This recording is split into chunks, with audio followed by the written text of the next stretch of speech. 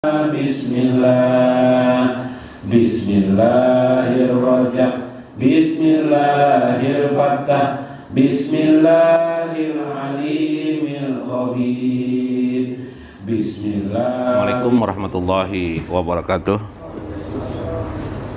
Bismillahirrahmanirrahim. Bismillahil malikil qudusis salam. Bismillahil azizil hakim. Wassalatu wassalam ala sayyidina wa nabiyina Muhammad wa ala alihi wa sahbihi ajma'in. Hadirin jamaah Majlis Ta'lim yang berbahagia, Pak Ina insyaallah asuli kitab Syekh Abdul Qadir Jalani Fathur Rabbani wa nafa'na bihi wa ulumihi fid darain. Syai'ul lahul Fatihah. A'udzubillahi minasyaitonir rajim. Bismillahirrahmanirrahim. Iyyaka na'budu wa iyyaka nasta'in. Shiratal mustaqim. Shiratal ladzina. Qala Allah Ta'ala fi kitabil karim, a'udzubillahi minasyaitonir rajim, innallaha ma'as sabirin. Sesungguhnya Allah bersama orang-orang yang sabar. Itu adalah petikan akhir daripada minggu kemarin, pengajian daripada kitab Fathur Rabbani. Wa qala al-mu'allif rahimahullah, berkata beliau, wa bin nashri waz zafri, maka ketahuilah engkau akan mendapatkan pertolongan Allah, waz-zafri, dan kemenangan. Karena memang Allah berfirman di dalam Al-Quran, wasta'inu bis-sabri was-salah, minta tolonglah kalian dengan sabar dan dengan mengerjakan sholat. Karena orang yang sabar dan sholat itu adalah orang yang bersama Allah. Pada saat seseorang sabar, maka dia bersama Allah. Karena itu ketika dia meminta, pasti doanya dikabulkan oleh Allah Subhanahu wa ta'ala. Nah, jadi rahasia dikabulkan oleh Allah dalam pandangan sufi, dalam pandangan tasawuf, sabar dan sholat. Kedua, sholat. Kenapa sholat? Kemarin disampaikan orang yang sabar, orang yang sholat itu, sabar dan sholat itu orang yang bersatu dengan Allah. Kenapa sabar itu bersatu dengan Allah? Karena dia meniadakan sesuatu yang lain. Pada saat itu meniadakan sesuatu yang lain, pada saat itu dia sabar hanya karena Allah.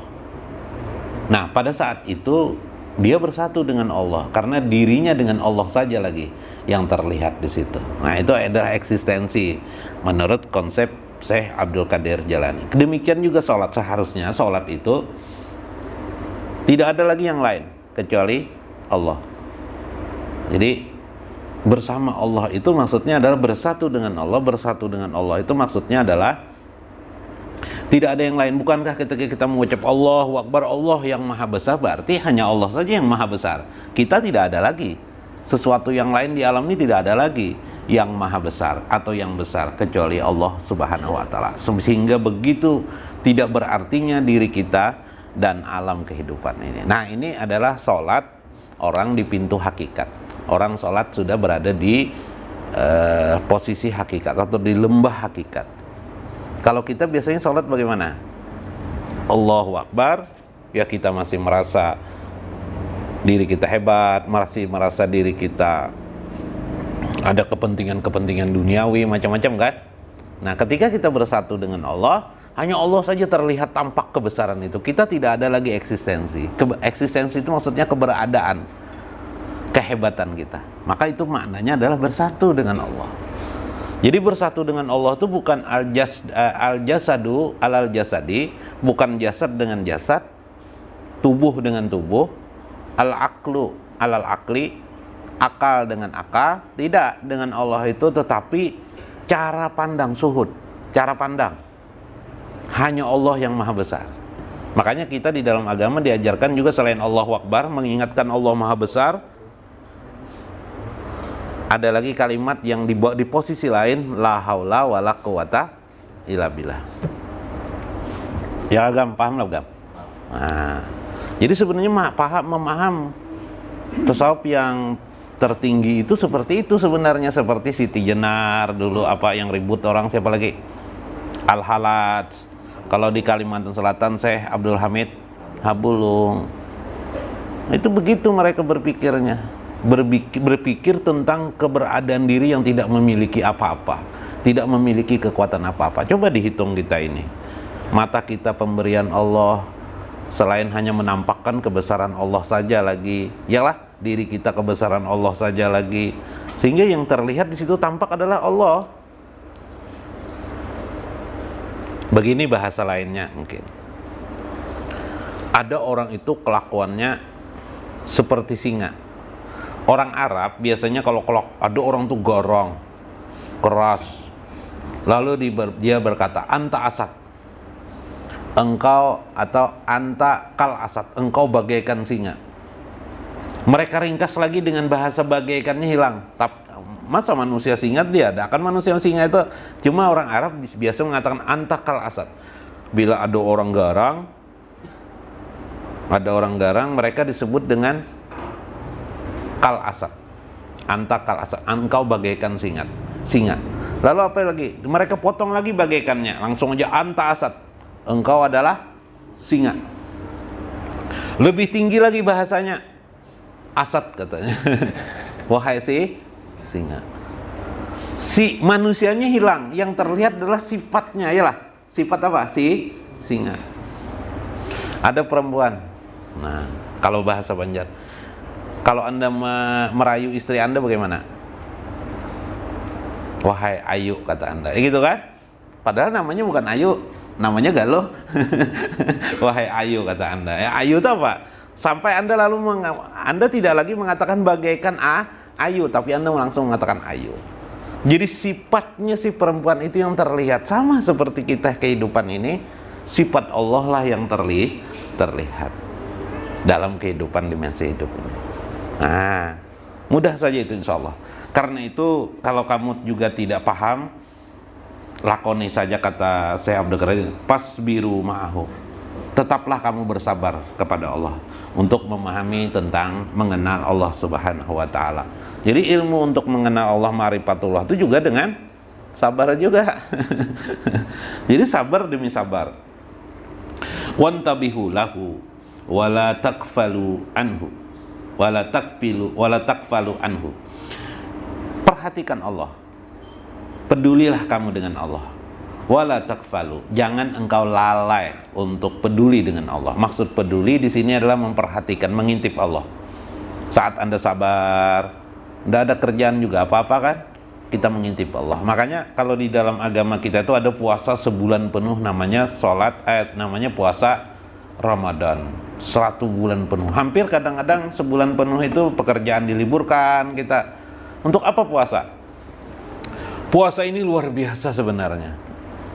Kalau di luar puasa yang dilarang itu makanan yang haram saja. Tapi pada saat puasa yang halal pun diharamkan untuk memakan. Gitu kan? Yang halal tidak dibolehkan. Makan dan minum halal. Tapi pada saat puasa tidak boleh makan. Luar biasa ini puasa tingkat tinggi. Puasa tingkat tinggi dalam ilmu halal dan haram. Pada saat itu kita dianjurkan untuk bersabar. Sabar dan tidak sabar, kita harus menunggu waktu sampai berbuka baru boleh kita makan. Maka pada saat itu kita harus sabar. Maka manfaatkanlah memperhatikan Allah. Wala tatraku, jangan engkau tinggalkan Allah. Kalian semua jangan meninggalkan Allah. Intabahakum ba'dal mauti. Jangan sampai engkau meninggalkan Allah, justru kematian akan mengintipmu. Lalu tiba-tiba kematian itu datang. Betul saja banyak orang tidak sempat beramal soleh, beramal ibadah, tidak sempat, ada juga tidak sempat ma'rifatullah, memperdalam ma'rifatullah, tiba-tiba kematian itu datang kepadanya. Karena hidup kita ini semuanya tiba-tiba gitu kan. Tiba-tiba setelah duduk reunian dengan kawan-kawan sekolah, tuhaan kita ini sudah aja. Ya kah? Tuha kita nih. Tiba-tiba umur 40 tahun reunian, ada yang 50 tahun reunian, ada yang 60 tahun reunian, ada yang 60 tahun reunian. Mana kapan si Anu sudah meninggal, si Anu sudah meninggal. Masya Allah. Karena kematian itu kata Syekh, dia mengintip kita terus-menerus setiap saat dan kapan akan terjadi pada ketika itu. Maka pada saat kematian itu datang, fa innahu la yanfa'akum ittiba'ahu fi jalikal waqti. Waktu itu tidak ada lagi manfaat kepada kalian ketika kematian itu sudah merenggut kalian, karena dia mengikuti kalian. Fi zalikal waktu, itulah waktu yang ditentukan Allah kepada kehidupan kita. Karena waktu ini kan sebenarnya hakikat waktu ini siang dan malam. Andaikan tidak ada matahari, malam terus. Kira-kira kayak Pak, mungkin tidak terasa lagi waktu. Syukur ada siang, ada malam, maka kita tahu waktu. Maka orang membuat tanggal, membuat kalender supaya ngerti waktu. Pada hari ini ya hari besok, hari selanjutnya. Maka tanpa sadar umur kita sudah tua. Wantabahu lahu qabla liqa'ihi. Karena itu perhatikan dirimu, kata Syekh, sebelum engkau bertemu dengan Tuhan kalian. Karena kalau sudah bertemu dengan Tuhan kalian, Allah tidak banyak bicara. Allah akan nanti menentukan ketentuan-ketentuan sesuai yang sudah dikadarkannya pada ajali. Intabahu qabla antub tabahu. Karena itu perhatikanlah kalian, diri kalian sendiri, sebelum kalian direnggut dengan perhatian sang waktu, direnggut oleh sang kematian itu sendiri. Bila amarakum patat tadimu waqta layan fa'ukum nadam, maka tidak ada sesuatu yang bisa kita pikirkan, kita renungkan, kecuali kalau sudah kematian itu adalah penyesalan bagi kalian. Dan penyesalan pada kematian itu adalah kesadaran bagi kalian. Karena kata Nabi begini, wa ijamata atau ijamatu, apabila kalian sudah mati, intabahu, kalian menjadi orang yang sangat sadar. Jadi orang yang mati itu orang yang sangat sadar, tapi sadarnya layan fa'ahum, tidak lagi bermanfaat bagi mereka. Layan fa'akum nadam, maka pada saat itu kata Syekh, kalian tidak akan berguna lagi penyesalan kalian. Di dalam Al-Quran surah As-Sajdah, Allah berfirman mengatakan, ijil mujrimun nakisu ru'usihim, orang-orang yang pendosa itu dikubur mereka ru'usihim, kepala mereka menundukkan diri. Orang menundukkan diri itu sadar, karena biasanya ya lah menundukkan diri, sadar akan keadaan mereka. Inda rabbihim, mereka menghadap Tuhannya. Dia berkata, orang-orang di dalam kubur itu, apa yang dikatakan mereka? Parji lana, kembalikan kami kepada kehidupan dunia. Minta kembalikan kehidupan dunia. Untuk apa? Inna kunna muqinin, kami sudah menjadi orang yang sangat yakin. Kenapa? Yakin apa? Bahwa ternyata kami dalam kematian ini adalah dalam keadaan yang sangat rugi. Itu kan keadaan tentang orang-orang dikisahkan oleh Al-Quran. Oleh karena itu yang penting kata Syekh, waslihu qulubakum, perbaguslah hati kalian, karena letak sabar itu di hati kalian, bukan di akal kalian. Fa innaha ija saluhat saluhakul lakum sairi ahwalikum, karena apabila hati itu baik, maka baiklah seluruh pribadi kehidupan kalian. Ini adalah sebagaimana walihaja qalan Nabi, sebagaimana Nabi mengatakan, fi qalbi ibni Adam mudghah, di dalam hati ibnu Adam itu ada segumpal daging. Ija solahat solahalaha sairu jasadihi, apabila dia baik, maka baiklah baginya seluruh jasadnya. Wa ija pasadat, apabila dia rusak, pasadalaha sairu jasadihi, maka rusak jugalah seluruh jasadnya. Ala wahyal qalbu, itulah yang disebut dengan hati. Makanya ilmu tasawuf, ilmu hikmah atau ilmu yang disebut dengan ma'rifatullah selalu mentautkan problem pokok bahasan adalah kepada hati kita, karena hati inilah satu-satunya jalan untuk mengenal Allah. Jangan mengenal Allah dengan logika, tapi kenallah Allah dengan hati. Kalau juga logika ingin digunakan, adalah logika kita gunakan untuk menggiring hati kita. Nah, menggiring hati.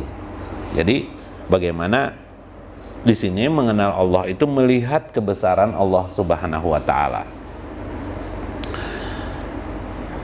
Dikit lagi lah. Sholahal qalbi bitaqwa. Kebaikan hati itu atau damainya hati itu, kenyamanan hati itu bitaqwa, dengan tawakal, dengan takwa. Wa tawakkul 'alallahi ta'ala, dan bertawakal kepada Allah Subhanahu wa taala. Wa tauhidu lahu wal ikhlas, dengan memahami tauhid dan ikhlas fil a'mali, dalam setiap perbuatan. Wa fasadahu ba'da zalika bi adami zalika, dan keburukannya adalah bi adami zalika, tanpa adanya amal-amal tauhid, amal ikhlas, amal tawakal dalam hidup kita, serta amal sabar dalam hidup kita. Jadi amalan di dalam Islam itu sebenarnya yang utama itu sabar, tawakal, bertauhid, ikhlas. Kebanyakan orang Islam yang disebut dengan amalan itu apa? Memahami. Apa amalan? Bacaan aja. Iyalah, apalagi selain pembacaan. Nah, misalnya membaca ini itu kan amalan hati, masih belum amalan perbuatan. Nah, padahal di dalam Islam itu ada amalan perbuatan yang harus kita terapkan terus menerus. Namanya apa? Sabar, tawakal, tauhid, dan ikhlas. Ada yang berkata ikhlas itu untuk beramal soleh saja, kan? Kalau kita tidak beramal soleh, tidak perlu ikhlas, ya lah. Padahal ikhlas itu harus di seluruh kehidupan kita. Nah, dalam praktek minggu kemarin saya mencontohkan bagaimana jangan mencela hujan. Ada hujan turun, kita cela.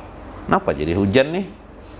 Maka aku hari ini hendak ke pasar, jalan, hujan. Nah, ini kan orang mencela hujan itu berarti dia mencela ketauhidannya, mencela Allah Subhanahu wa taala yang mengatur urusan hujan.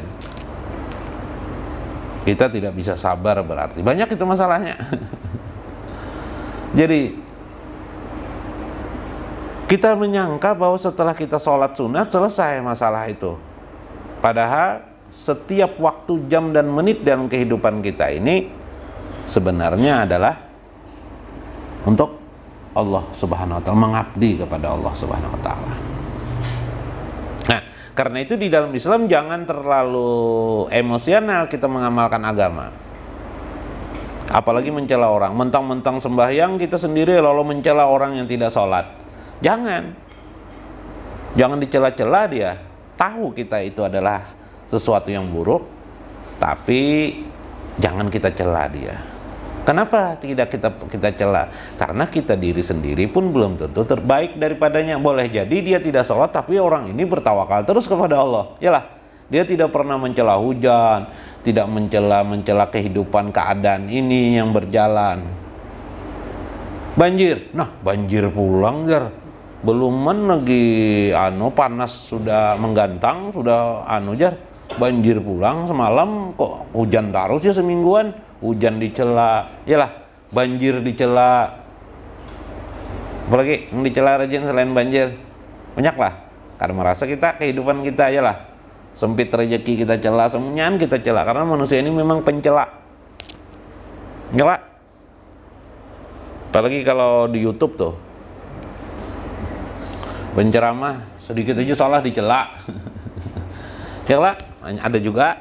Nah, sian ceramah lucut dah, pendir bubui-bui muntung sidin salinya nambah aja.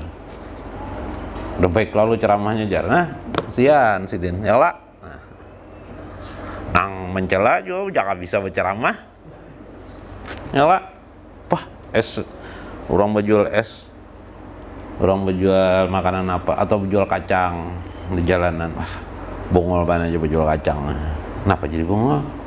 Kacang itu berapa ada untungnya? Jual. Ya lah. Nang mencela ini pulang gawin mah pak, membaca aja juga. Baik membaca dinya nyata aja jar ya lah. Nah, sama aja membaca aja sekali tarikan aja 10.000 jar mau kacang itu jar. 10 ikong berjual orang nukar Belum tentu, untungnya 10.000, ujar Sidin. Nah, ini kita terlalu memikirkan orang lain. Lebih baik kita memikirkan diri kita sendiri. Ini adalah tugas kita, bagaimana kita memahami dari maksud dari Syekh Abdul Qadir Jailani. Kesimpulannya, saya simpulkan Fathur Rabbani hari ini, bahwa belajarlah kita memperhatikan diri kita. Lebih baik kita mengintip diri kita ketimbang kematian yang mengintip kita, ketimbang waktu yang mengintip kita. Sebelum kita bertemu dengan Allah, sebenar-benarnya pertemuan itu akan terjadi. Jangan sampai di kematian kita menyesal nantinya. Buatlah cara, dan untuk memperbaiki semua itu, kita memperhatikan hati kita, memperbagus hati kita. Bila hati kita sudah bagus, maka baguslah semua. Dengan memulai cara, yaitu bertakwa. Bertakwa itu melaksanakan perintah Allah, menjauhi larangannya. Memulai tawakal, keluar rumah kita bertawakal kepada Allah. Mulai bertauhid, ikhlas. Maka cara-cara yang disebut ini tadi itu, sabar, tawakal, takwa, ikhlas, itu berarti kita bersatu kepada Allah Subhanahu wa ta'ala. Berarti kita belajar bersatu kepada Allah. Jiwa kita bersatu dengan Allah, artinya tidak ada kebesaran itu, tidak ada yang hebat itu kecuali Allah Subhanahu wa ta'ala. Rezeki yang diberikan selama ini ternyata semata-mata pemberian Allah, bukan karena kehebatan kita mencari uang sedikit pun. Mudah-mudahan bermanfaat. Wallahul muwafiq ila aqwamit thariq. Wassalamualaikum warahmatullahi wabarakatuh.